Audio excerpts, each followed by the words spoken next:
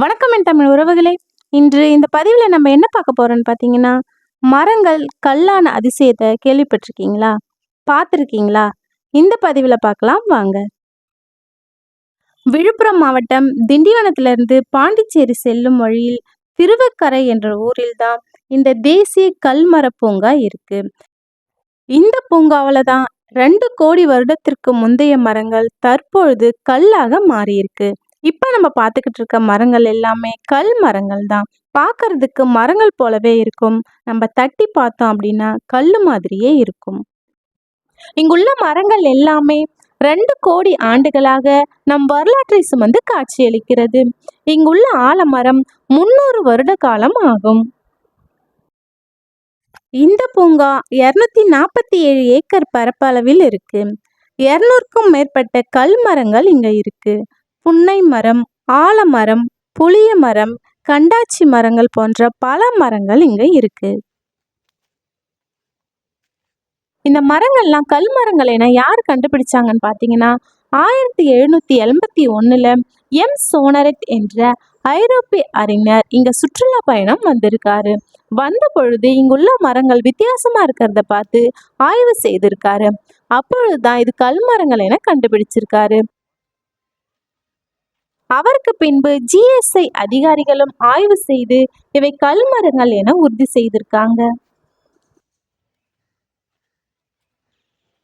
இந்த மாதிரி கல் மரங்கள் தமிழ்நாட்டுல மொத்தம் 2 இடத்துல இருக்கு.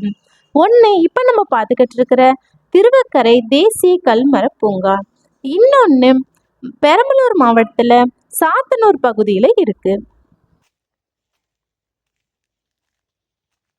இந்த பூங்கா பார்க்கறதுக்கு ரொம்பவே அமைதியா இருக்குங்க.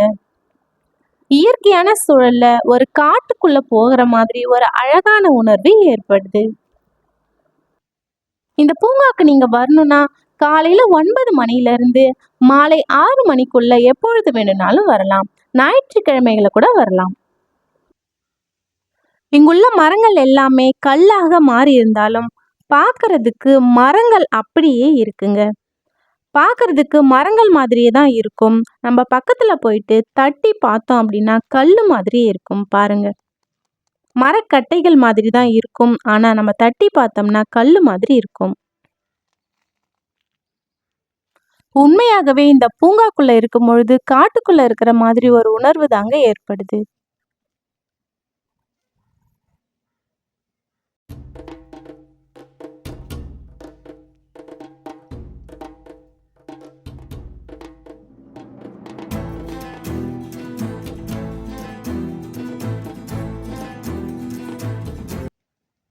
இந்த பூங்காவை சுத்தி பார்க்கறதுக்கு நமக்கு பாதைகளும் அமைச்சு கொடுத்துருக்காங்க. இந்த பூங்கால மட்டும் கல் மரங்கள் இல்லைங்க.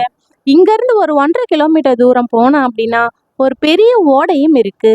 அந்த காலத்துல அது ஆறாக இருந்திருக்கு. அங்க படிம பாறைகளும் நிறைஞ்சு இருக்கும். அங்க இருந்து தான் இந்த கல் மரங்கள்லாம் கொண்டு வந்திருக்காங்க. இந்த பூங்காவை நம்ம பார்த்துட்டு அதுக்கப்புறம் நம்ம ஓடையும் போய் பார்க்கலாம்.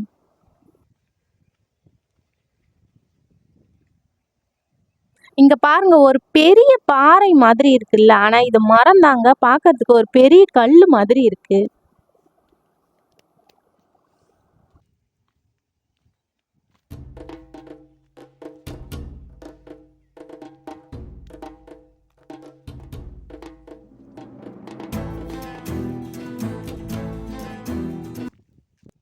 நான் ஒரு ஓடை இருக்குன்னு சொன்னேன் இல்லையா, அதுக்கு சிவப்பு பாறை குகை இன்னொரு பெயரும் இருக்கு.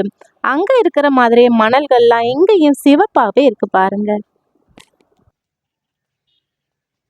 இங்குள்ள பல மரங்கள் படுக்கை நிலையில தாங்க இருக்கு.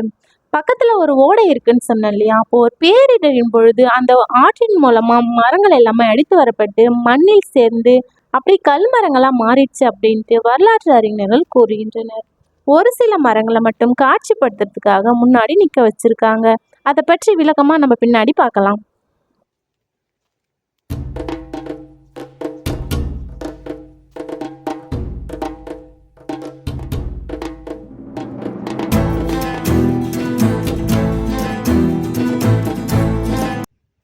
அது தெரியுது பாத்தீங்களா, கோவில். இப்ப அங்கதான் நம்ம போக போறோம். அங்க போயிட்டு பார்க்கலாம்.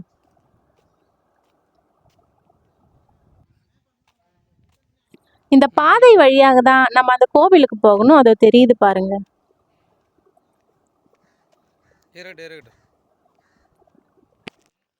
இங்க நிறைய ஆலமரங்களும் இருக்குங்க. நம்ம சின்ன வயசுல ஆலமரத்து விழுத பிடிச்சுக்கிட்டு விளையாடின ஞாபகங்கள் வருது. இப்ப நம்ம கோவிலுக்கு வந்துட்டோம். கோவிலுக்கு முன்னாடி ஒரு சிறிய அளவில ஒரு சின்ன கல்ல செதுக்கி சிலையா வச்சிருக்காங்க. கோவிலுக்கு முன்பு இங்க குதிரைகள், யானைகளின் சிற்பங்கள் வரிசையாக சிறிய அளவுல அழகா வச்சிருக்காங்க.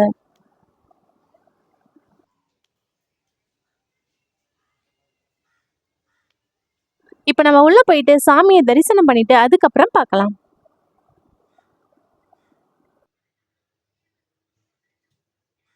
இப்ப நம்ம சாமியை தரிசனம் பண்ணிட்டு வந்துட்டோம். இங்க பாருங்க, ஒரு பெரிய மரம் சிதைந்து போய் இருக்குங்க. பார்க்கிறதுக்கு ரொம்பவே கஷ்டமா இருக்கு.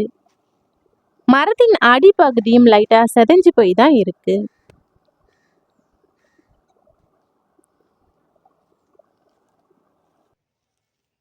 இப்ப நம்ம இந்த தேசிய கல்மர பூங்காவை முழுமையா சுத்தி பார்த்துட்டோம். நான் ஏற்கனவே சொன்னேன் இல்லையா, ஒரு ஓடை இருக்குன்னு. இப்ப அங்கதான் நம்ம போக போறோம். அங்க போயிட்டு பார்க்கலாம்.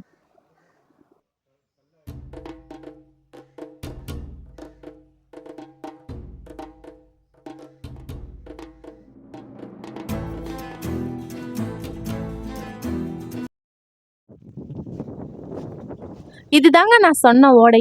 பார்க்கிறதுக்கு ரொம்பவே அழகா இருக்குல்ல. நம்ம உள்ள போயிட்டு பார்க்கலாம்.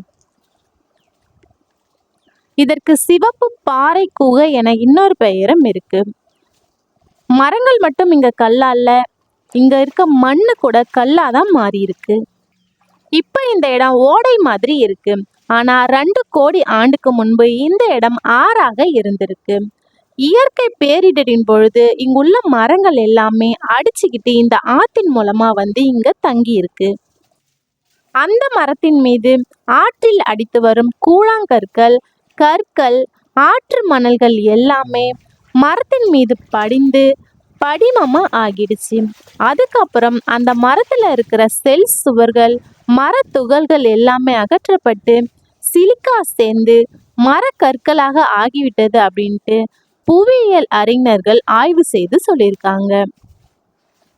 இந்த ஓடை குகை அமைப்புல இருக்குங்க. உள்ள போக போக ரொம்பவே சுவாரஸ்யமா இருக்கு.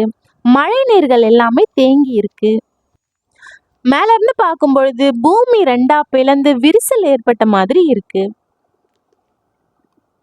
இங்குள்ள பாறைகள் எல்லாமே படிம பாறைகள். இந்த இடம் ரொம்பவே அழகா இருக்கு. கண்டிப்பா ஒரு முறை வந்து பாருங்க.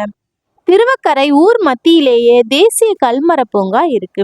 அங்க இருந்து ஒரு 1.5 கிலோமீட்டர் தூரம் வந்தோம்னா இந்த ஓடையை நம்ம பார்க்கலாம். மீண்டும் வேறொரு பதிவில் சந்திப்போம்.